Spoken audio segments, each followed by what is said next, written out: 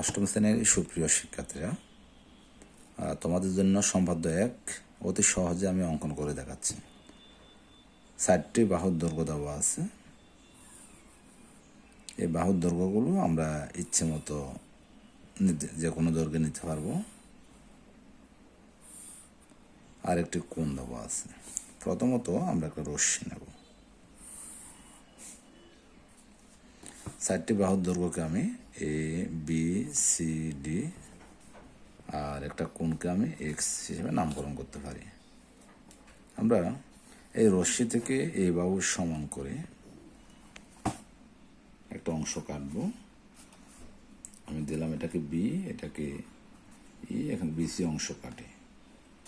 B বিন্দুকে কেন্দ্র করে এক্স কোণে সমান করে একটা কোণ আঁকব।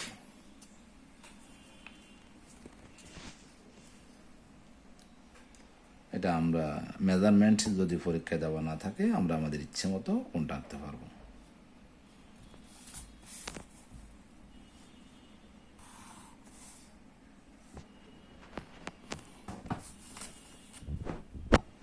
এরপর আমরা এখানে নামকরণ করলাম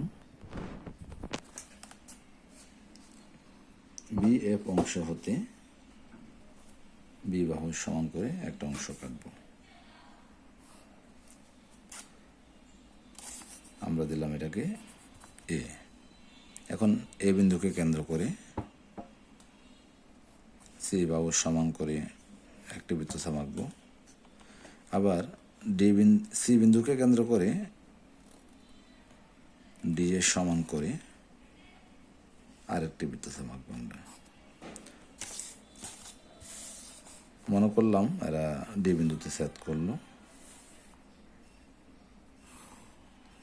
সিডি এবং এডি যোগ করলাম। তাহলে এ বি সি ডি একটি চতুর্ভুজ অতি সহজে অঙ্কিত হয়ে গেল। সবাইকে ধন্যবাদ।